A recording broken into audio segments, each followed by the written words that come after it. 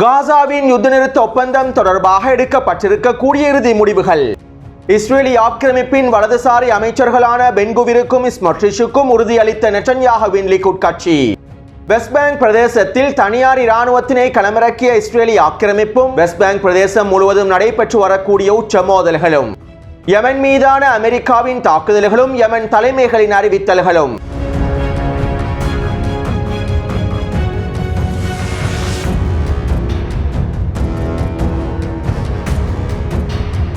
நேற்றிரவு காசாவின் யுத்த நிறுத்த ஒப்பந்தம் தொடர்பாகவும் குறித்த ஒப்பந்தத்தினுடைய நிபந்தனைகள் தொடர்பாகவும் இஸ்ரேலி ஆக்கிரமிப்பின் போர் அமைச்சரவையில் உச்ச பதற்றமான நிலைமை ஒன்று ஏற்பட்டிருந்தது. குறித்த போர் நிறுத்த ஒப்பந்தம் தொடர்பாக கலந்துரையாடல்களை மேற்கொள்வதற்காகவே நெட்டன்யாகு இஸ்ரேலி ஆக்கிரமிப்பின் போர் அமைச்சரவை கூட்டத்தினை கூட்டியிருந்தார். மேலும் இஸ்ரேலி ஆக்கிரமிப்பின் அரசியல் கட்சி தலைமைகளும், இஸ்ரேலி ஆக்கிரமிப்பு பாராளுமன்ற உறுப்பினர்களும், இஸ்ரேலி ஆக்கிரமிப்பு இராணுவ தலைமைகளும் குறித்த கலந்துரையாடலில் கலந்து கொண்டிருந்தார்கள். மேலும் இந்த கலந்துரையாடலின் போது உச்சக்கட்ட பதற்ற நிலைமை ஏற்பட்டிருப்பதாகவும் பல்வேறுபட்ட விவாதங்கள் முன்னெடுக்கப்பட்டிருப்பதாகவும் இஸ்ரேலி ஆக்கிரமிப்பு ஊடகங்கள் குறிப்பிட்டுள்ளன. அதிலும் குறிப்பாக இஸ்ரேலி ஆக்கிரமிப்பின் தேசிய பாதுகாப்புக்கு பொறுப்பான அமைச்சராகவும் வலதுசாரி அமைச்சராகவும் இருக்கக்கூடிய பென்குவிரும் நிதி அமைச்சரான ஸ்மோட்ரிச்சும் குறித்த பேச்சுவார்த்தைகளின் போது தங்களுடைய எதிர்ப்பினை முழுமையாக வெளிப்படுத்தி இருந்தார்கள். இந்த யுத்த நிறுத்த ஒப்பந்தத்தினை ஏற்றுக்கொண்டால் பென்குவிரும் ஸ்மோட்ரிச்சும் அரசாங்கத்திலிருந்து முழுமையாக விலகப் போவதாகவும், அவர்களுக்கு கீழால் இருக்கக்கூடிய கட்சி உறுப்பினர்களும் முழுமையாக விலகப் போவதாகவும் மிரட்டலான அழுத்தங்களை வழங்கியிருந்தார். குறித்த ஒப்பந்தம் நடைமுறைக்கு கொண்டு வரப்பட்டால் நாங்கள் இந்த அரசாங்கத்தினை முழுமையாக வீழ்த்தி விடுவோம் என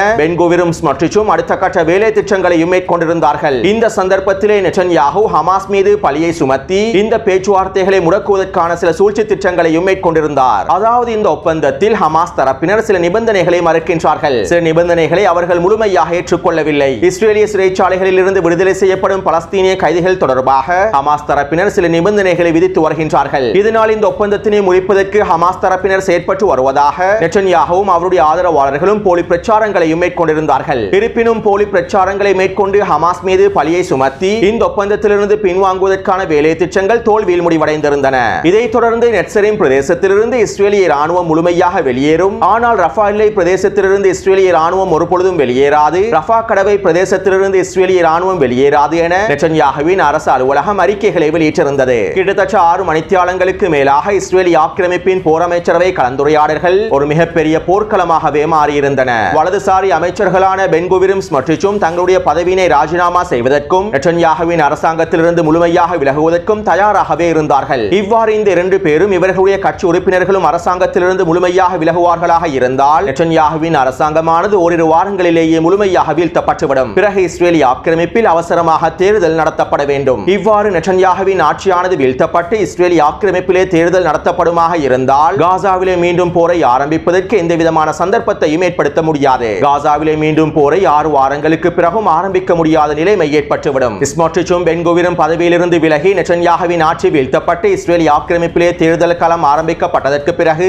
எந்த ஒரு யுத்தத்தையும் ஆரம்பிக்க முடியாது. இதனால் இறுதியில் போர் அமைச்சரவை கலந்துரையாடலின் போது நிதி அமைச்சர் ஸ்மோட்ரிச் நெட்டன்யாகுவுடன் ஓரளவு உடன்பட்டார். மேலும் போர் அமைச்சரவை கூட்டத்திலே ஸ்மோட்ரிச் இவ்வாறு தெரிவித்திருந்தார். 6 வாரம் போர் நிறுத்தம் ஏற்படுத்தப்பட்டு இஸ்ரேலிய பணைய கைதிகள் வீடுகளுக்கு திருப்பி அனுப்பப்பட்டதற்கு பிறகு இஸ்ரேலிய ராணுவம் காசாவிலே முழு அளவிலான போரை மீண்டும் ஆரம்பித்து ஹமாஸுக்கு எதிரான உச்ச தாக்குதல்களை மேற்கொள்ளாவிட்டால் நாங்கள் இந்த அரசாங்கத்திலிருந்து முழுமையாக நீங்கி விடுவோம். 6 வாரத்திற்குள் இஸ்ரேலிய பணைய கைதிகளை மீட்பதற்காகவே நாங்கள் இந்த ஒப்பந்தத்திற்கு சம்மதத்தினை வழங்குகின்றோம். மாறாக காசாவிலே நிரந்தர யுத்த நிறுத்தத்தினை ஏற்படுத்துவதற்கல்ல.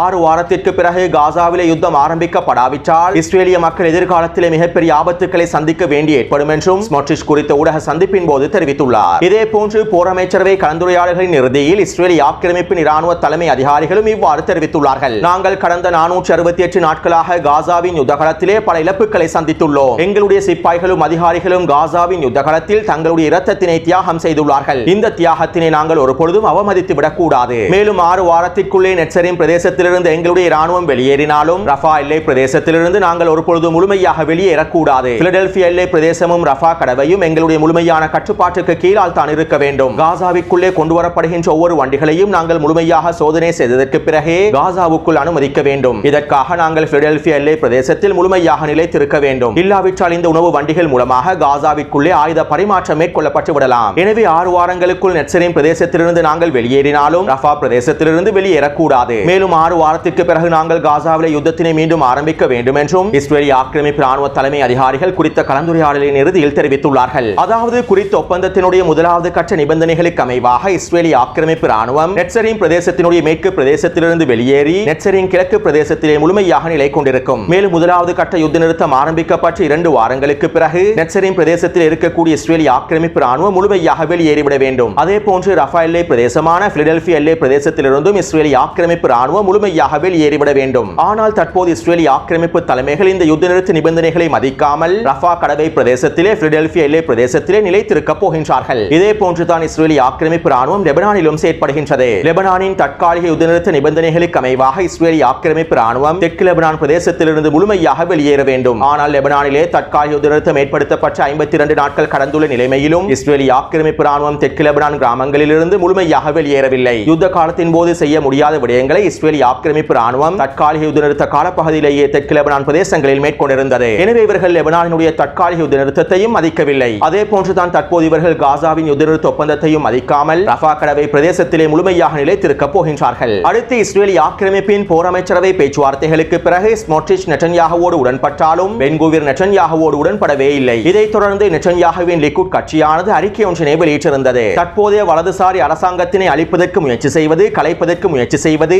ஒரு மிகப்பெரிய அவமானமான விடயமாகும். இவ்வாறு செய்பவர் இஸ்ரேலுக்கு மிகப்பெரிய அவமானத்தை தேடி தந்தவராகவே கருதப்படுவார். தற்போதைய ஒப்பந்தம் அமெரிக்காவின் உத்தரவாதத்திற்கு கீழால் காசாவிலே மீண்டும் போரை ஆரம்பிப்பதற்கான எல்லா விதமான அனுமதியையும் வழங்குகின்றது. மேலும் அதற்கான ஆயுதங்களையும் இராணுவ உபகரணங்களையும் தாக்குதல் திட்டங்களையும் வழங்குவதற்கு அமெரிக்கா முழுமையாக உறுதியளித்துள்ளது. அதே போன்று பிலடெல்பியா எல்லை பிரதேசத்திலே நிலைத்திருந்து எங்களுடைய பாதுகாப்பை முழுமையாக உறுதிப்படுத்துவதற்கும் அமெரிக்கா உத்தரவாதம் அளித்துள்ளது. காசா பகுதியை முழுமையாக சுற்றி வளைத்து இஸ்ரேலின் பாதுகாப்பை உறுதிப்படுத்துவதற்கான எல்லா விதமான அனுமதியையும் உத்தரவாதங்களையும் அமெரிக்கா உறுதியளித்துள்ளது என நெட்டன்யாகுவின் லிக்குட் கட்சியானது தெரிவித்துள்ளது. அதாவது பென்குவிர் வலதுசாரி கட்சியிலிருந்து விலகக்கூடாது. அவ்வாறு விலகி இஸ்ரேலிய அரசாங்கத்தினை வீழ்த்துவது மிகப்பெரிய அவமானமாக பார்க்கப்படும். மேலும் 6 வாரங்களுக்கு பிறகு பணைய கைதிகளுடைய பரிமாற்றத்திற்கு பிறகு காசா மீது போரை மீண்டும் ஆரம்பிப்பதற்கான உத்தரவாதத்தினை அமெரிக்கா வழங்கியுள்ளது. இதனால் பென்குவிர் பதவியிலிருந்து விலகக்கூடாது என்றும் அரசாங்கத்திலிருந்து விலகக்கூடாது என்றும் நெட்டன்யாகுவினுடைய லிக்குட் கட்சியானது குறித்த அறிக்கையிலே சுட்டிக்காட்டியுள்ளது. இதைத் தொடர்ந்து இன்று காலையும் போர் அமைச்சரவை கூட்டம் ஒன்று கூடப்பட்டு விசேட கலந்துரையாடல்கள் மேற்கொள்ளப்பட்டிருந்தன.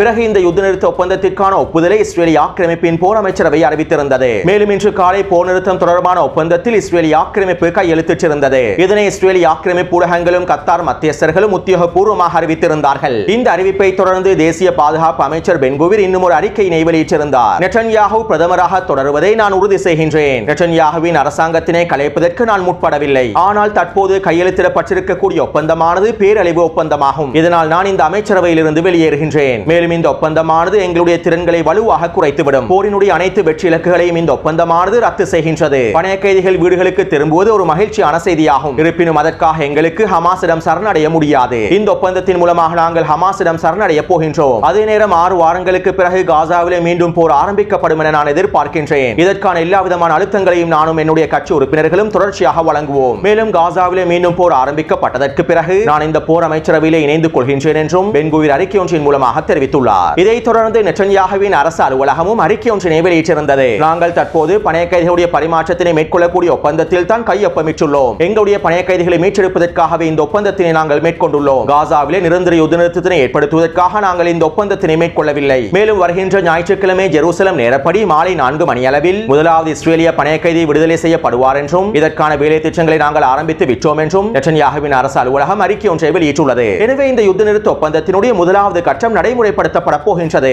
இந்த முதலாவது கட்டம் நடைமுறைப்படுத்தப்படும் காலப்பகுதியில் தான் இந்த ஒப்பந்தத்தின் 2வது கட்டத்திற்கான பேச்சுவார்த்தைகள் ஆரம்பிக்கப்படும். அதாவது இந்த யுத்த நிறுத்தம் ஆரம்பிக்கப்பட்டு 2 வாரங்களுக்கு பிறகு காசாவில் நிரந்தர யுத்த நிறுத்தத்தினை ஏற்படுத்துவதற்கான பேச்சுவார்த்தைகள் ஆரம்பிக்கப்படும். அதே நேரம் இஸ்ரேலிய ஆக்கிரமிப்பு தலைமைகளும் இஸ்ரேலிய ஆக்கிரமிப்பு ராணுவமும் நெட்டன்யாகுவின் லிக்குட் கட்சி மேனிய கட்சி அங்கத்தவர்களும் வெளியிட்டிருக்கக்கூடிய தகவல்களை நாங்கள் எடுத்து நோக்குவோமாக இருந்தால் இது 6 வாரங்களுக்கு செயற்படுத்தக்கூடிய ஒரு தற்காலிக யுத்த நிறுத்தமாகவே அமைய பெற்றுள்ளது என்பதனையும் எங்களுக்கு தெளிவாக புரிந்து கொள்ளலாம். 6 வாரங்களுக்கு பிறகு இஸ்ரேலிய பணைய கைதிகள் மீட்டெடுக்கப்பட்டதற்கு பிறகு காசாவிலே மீண்டும் இஸ்ரேலிய ஆக்கிரமிப்பு போரை ஆரம்பிப்பதற்கான எல்லா விதமான வாய்ப்புகளும் காணப்படுகின்றன. காணப்படுகின்றன. இதற்கமைவாகத்தான் இஸ்ரேலிய ஆக்கிரமிப்பின் போர் அமைச்சரவையில் முடிவுகள் எடுக்கப்பட்டுள்ளன. மேலும் தற்போது ஏற்பட்டிருக்கக்கூடிய இந்த நிலைமையானது பலஸ்தீனிய தலைமைகளுக்கும் பலஸ்தீனிய போராளிகளுக்கும் பலஸ்தீனிய மக்களுக்கும் ஒரு சவாலான நிலைமையாகவே காணப்படுகின்றது. இருப்பினும் இந்த சவாலான நிலைமையை எதிர்கொள்வதற்கு பலஸ்தீனிய தலைமைகள் முழுமையாக தயாராகவே இருக்கின்றார்கள். 6 வாரத்திற்கு பிறகு இஸ்ரேலிய ஆக்கிரமிப்பு காசாவிலே மீண்டும் யுத்தத்தினை ஆரம்பித்தால் அவற்றை எதிர்கொள்வதற்கும் தயாராகவே இருக்கின்றார்கள். இஸ்ரேலிய ஆக்கிரமிப்பு ராணுவத்திற்கு எதிராக மீண்டும் போரை ஆரம்பிப்பதற்கும் தயாராகவே இருக்கின்றார்கள். அதே நேரம் இந்த 6 வார காலப்பகுதிக்குள் அடுத்த கட்ட பேச்சுவார்த்தைகளை மேற்கொண்டு இந்த தற்காலிக யுத்த நிறுத்தத்தினை நிரந்தர யுத்த நிறுத்தமாக மாற்றுவதற்கும் பலஸ்தீனிய தலைமைகள் அடுத்த கட்ட வேலை திட்டங்களை மும்முரமாக மேற்கொண்டு வருகின்றார்கள். இந்த தற்காலிக யுத்த நிறுத்தத்தினை குறைந்தது 5 வருடங்களுக்காவது நீடிப்பதற்கு எல்லா விதமான முயற்சிகளையும் திரைமறைவில் மேற்கொண்டு வருகின்றார்கள். இவை தொடர்பான பல்வேறு விதமான தகவல்களும் தற்போது கசிவடைந்துள்ளன. எனவே தற்போதைய சூழ்நிலையானது பல்வேறுபட்ட சவால்களை எதிர்நோக்கக்கூடிய சூழ்நிலையாக இருந்தாலும் அவற்றினை எதிர்கொள்வதற்கு பலஸ்தீனிய போராளிகளும் பலஸ்தீனிய தலைமைகளும் தயாராகவே இருக்கின்றார்கள். அது மட்டுமல்லாமல் இந்த 6 வாரத்திற்குள்ளே காசாவில் ஹமாஸினால் எல்லா விதமான திறன்களையும் முழுமையாக மீட்டெடுத்து விட முடியும். இஸ்ரேலிய ஆக்கிரமிப்பு ராணுவம் எதிர்பார்க்காத விதத்தில் இந்த 6 வாரத்திற்குள்ளேயே ஹமாஸ் அனைத்து திறன்களையும் முழுமையாக மீட்டெடுத்து விட முடியும். இவ்வாறு ஹமாஸ் முழுமையாக மீட்டெடுக்குமாக இருந்தால் 6 வாரத்திற்கு பிறகு இஸ்ரேலிய ஆக்கிரமிப்பு ராணுவம் யுத்தத்தினை ஆரம்பித்தாலும் அது இஸ்ரேலிய ஆக்கிரமிப்பு ராணுவத்திற்கு மிகப்பெரிய சவாலாகவும் அமைந்துவிடும். அல்-அக்ஸா வெள்ளப்போர் ஆரம்பிக்கப்பட்ட சந்தர்ப்பத்தில் இஸ்ரேலிய ஆக்கிரமிப்பு ராணுவம் எவ்வளவு சவால்களை சந்தித்ததோ அதே போன்றே மீண்டும் காசாவில் யுத்தத்தினை ஆரம்பிக்கும் சந்தர்ப்பத்தில் இஸ்ரேலிய ஆக்கிரமிப்பு ராணுவம் மிகப்பெரிய சவால்களை எதிர்நோக்கக்கூடிய சூழ்நிலைக்கு தள்ளப்பட்டுவிடும். எனவே இந்த ஒப்பந்தத்தின் மூலமாக இரு தரப்பினருக்கும் சவால்கள் காணப்படுகின்றன. அடுத்து தற்போது ஏற்பட்டிருக்கக்கூடிய 6 வார யுத்த நிறுத்தமானது பலஸ்தீனிய மக்களுடைய நம்பிக்கையினையும் மேலும் அதிகரிக்கும். 468 நாட்களுக்கு மேலாக கொடூரமான துன்பங்களை அனுபவித்து வரக்கூடிய பலஸ்தீனிய மக்களுக்கு இந்த 6 வார யுத்த நிறுத்தமானது ஒரு மிகப்பெரிய மகிழ்ச்சியான செய்தியாகவே அமைந்திருக்கும். அது மட்டுமல்லாமல் ஒவ்வொரு நாளும் காசாவிற்குள்ளே 600க்கும் அதிகமான உணவுப் பொருட்களை உள்ளடக்கிய வண்டிகள் கொண்டு செல்லப்படும். இதன் மூலமாக பலஸ்தீனிய மக்களுடைய பட்டினியானது முடிவுக்கு கொண்டு வரப்படும். குறிப்பாக வடக்கு காசாவிலே 3 மாதமாக பட்டினியினால் வேதனைப்பட்டுக் கொண்டிருக்கக்கூடிய பலஸ்தீனிய மக்கள் இந்த 6 வார யுத்த நிறுத்த காலப்பகுதியில் தங்களுக்கு தேவையான முழுமையான உணவுகளையும் பெற்றுக் கொள்வார்கள். அதே போன்று வடக்கு காசாவை நோக்கி பலஸ்தீனிய மக்களிடம் பெறுவார்கள். எனவே இந்த 6 வாரத்திற்குள்ளே பலஸ்தீனிய மக்களுடைய நம்பிக்கையும் உறுதியும் பல மடங்கினால் அதிகரித்துவிடும். ஒருவேளை இஸ்ரேலிய ஆக்கிரமிப்பு இந்த 6 வாரத்திற்கு பிறகு யுத்தத்தினை மீண்டும் ஆரம்பிக்காவிட்டால் அது பலஸ்தீனிய மக்களுடைய நம்பிக்கையினை மேலும் அதிகரித்துவிடும். மேலும் அது பலஸ்தீனிய மக்களுக்கான வெற்றியாகவும் அமைந்திருக்கும். இருப்பினும் அல்-அக்ஸா முழுமையாக மீட்டெடுக்கப்படும் வரை ஒட்டுமொத்த பலஸ்தீனிய நிலங்களும் முழுமையாக மீட்டெடுக்கப்படும் வரை இந்த யுத்தமானது ஒருபொழுதும் நிற்கவே போவதில்லை. இதுதான் யதார்த்தமான உண்மையாகும்.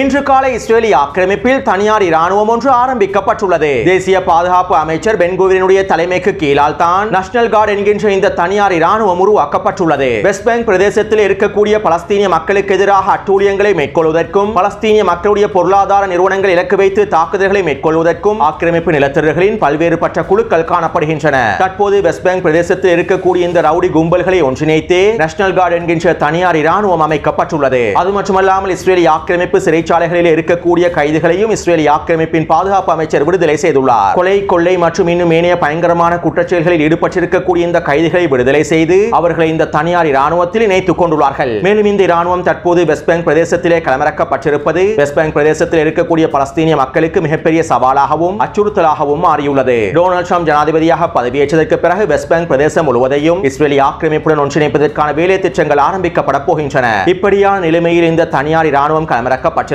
வெஸ்ட் பேங்க் பிரதேசத்தில் இருக்கக்கூடிய பலஸ்தீனிய மக்களுக்கு எதிராக அட்டூழியங்களை ஆரம்பிக்க போகின்றார்கள் என்பதற்கான மிகப்பெரிய சான்றுகளில் ஒன்றாகும். அடுத்து இன்று அதிகாலை அமெரிக்கா யெமன் மீது உச்ச வான்வழி தாக்குதல்களை மேற்கொண்டிருந்தது. யெமனின் சதா பிரதேசத்தை இலக்கு வைத்து இந்த வான்வழி தாக்குதல்கள் மேற்கொள்ளப்பட்டுள்ளன. கிட்டத்தட்ட 5க்கும் அதிகமான வான்வழி தாக்குதல்கள் மேற்கொள்ளப்பட்டிருப்பதாகவும் தெரிவிக்கப்படுகின்றது. அத்தோடு காசாவிலே யுத்த நிறுத்தம் ஏற்படுத்தப்பட்டிருப்பதனால் செங்கடல் பிரதேசத்திலே தாக்குதல்களை நிறுத்துவதாகவும் யெமன் ஹவுதி ராணுவத்தினுடைய தலைமைகள் அறிவித்துள்ளார்கள். இருப்பினும் இஸ்ரேலிய ஆக்கிரமிப்பு மீண்டும் காசாவுக்கு எதிரான தாக்குதல்களை ஆரம்பித்தால் நாங்கள் செங்கடல் பிரதேசத்தில் எங்களுடைய உச்ச வீரியமான தாக்குதல்களை ஆரம்பிப்போம் என்றும் இஸ்ரேலிய ஆக்கிரமிப்புக்கு எதிரான உச்ச தாக்குதல்களையும் ஆரம்பிப்போம் என்றும் இதற்கு நாங்கள் முழுமையாக தயாராகவே இருக்கின்றோம் என்றும் யெமன் ஹவுதி ராணுவத்தினுடைய தலைமைகள் தெரிவித்துள்ளார்கள். எனவே இந்த காணொலி தொடர்பான கருத்துக்களை பதிவிடுங்கள். தொடர்ந்து என்னுடன் இணைந்திருங்கள். நன்றி, வணக்கம்.